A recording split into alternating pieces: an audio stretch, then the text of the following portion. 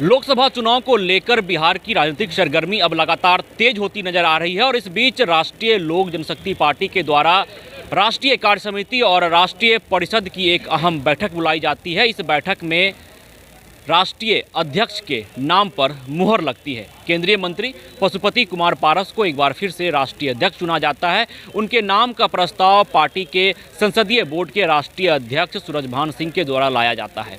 उसके बाद तमाम पार्टी के कार्यकर्ताओं और नेताओं के द्वारा उस नाम पर मुहर लगा दी जाती है और एक बार फिर से केंद्रीय मंत्री पशुपति कुमार पारस पार्टी के राष्ट्रीय अध्यक्ष बन जाते हैं। जी, सभी जिलाध्यक्ष जी, मैं सभी को पहले ये कार्यकारिणी की बैठक में भाग लेने के लिए मैं पहले बहुत बहुत धन्यवाद देता हूं। साथ ही आज प्रक्रिया के हिसाब से राष्ट्रीय अध्यक्ष को चुना जाता है, इसलिए मैं पुनः आदरणीय पारस जी को फिर से समर्थन करता हूं। आप लोग प्रस्ताव देता हूं।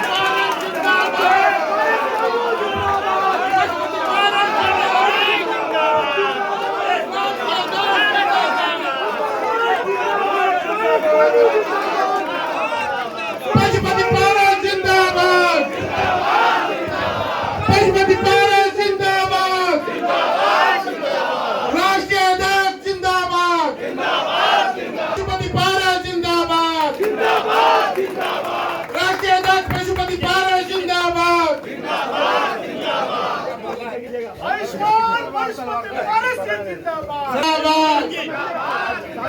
स्वर्गीय रामविलास पासवान अमर रहे, स्वर्गीय रामविलास पासवान अमर रहे। सबका स्वागत करते हैं और हम लोग अपनी तरफ से ढेर सारी बधाई देते हैं, शुभकामनाएं देते हैं। बिहार प्रदेश अध्यक्ष के हैसियत से हम भरपूर उसका स्वागत करते हैं। तो निश्चित तौर पर आपने देखा कि किस तरह से पार्टी के द्वारा प्रस्ताव जारी किया गया।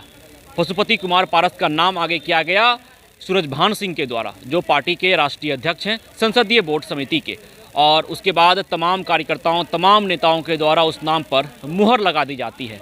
बिहार में बड़ी सियासी उलटफेर के बाद एनडीए की सरकार बन गई है और राष्ट्रीय लोक जनशक्ति पार्टी एनडीए में शामिल है, केंद्र में सत्ता में मौजूद है और बिहार में अपनी ज़मीन को तलाश रही है, क्योंकि बिहार विधानसभा चुनाव भी अब सामने है और उसके पहले ठीक लोकसभा चुनाव, और लोकसभा चुनाव को लेकर जिस तरह से पार्टी में हाजीपुर सीट को लेकर मसला बरकरार है, क्योंकि चिराग पासवान हो या पशुपति कुमार पारस लगातार इस बात पर अडिग हैं कि हाजीपुर सीट हमारा है।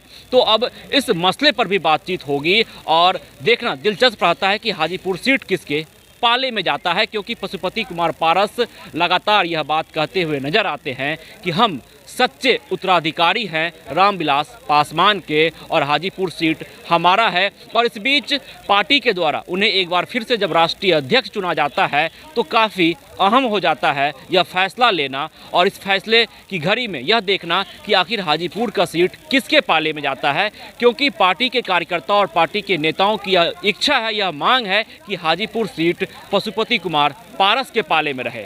और अब एक बार फिर से जब पशुपति कुमार पारस पार्टी के राष्ट्रीय अध्यक्ष बन गए हैं, कार्य समिति और कार्य परिषद की बैठक में सर्वसम्मति से उनके नाम पर मुहर लग गई है, तो पार्टी के नेताओं और पार्टी के कार्यकर्ताओं की अभिलाषा रहेगी, यह आशा रहेगी कि पशुपति कुमार पारस एक सही डिसीजन ले और हाजीपुर सीट अपने पाले में ले। पैनोरमा ग्रुप, जो सोचता है वो करता है।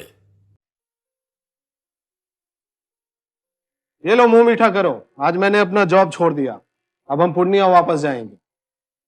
जॉब छोड़ दिया है? मतलब ये घर कैसे चलेगा? हम करेंगे क्या? और माँ बाबूजी क्या बोलेंगे? इसलिए मैं एक और मिठाई का डब्बा लाया। अपने बिजनेस के लिए लोन अप्रूव हो गया। अरे लोन अप्रूव हो गया वो तो ठीक है, लेकिन पूर्णिया में हम रहेंगे कहाँ? अपना घर भी तो नहीं है वहाँ। इसलिए तो एक और मिठाई का डब्बा अलग से लाया हूँ। हमने पूर्णिया में घर ले लिया है, पूर्णिया के ई होम्स पैनोरमा में। पूर्णिया में पैनोरमा ग्रुप लेकर आए हैं ई होम्स पैनोरमा, बड़ा घर, आलीशान जिंदगी और अत्याधुनिक सुविधाओं के संग। अरे अब क्यों मुंह मीठा करवा रही हो? क्योंकि हम घर वापसी जो कर रहे हैं। घर वापसी की खुशी। पूर्णिया में ई होम्स पैनोरामा के संग। E Homes Panorama, luxurious lifestyle redefined.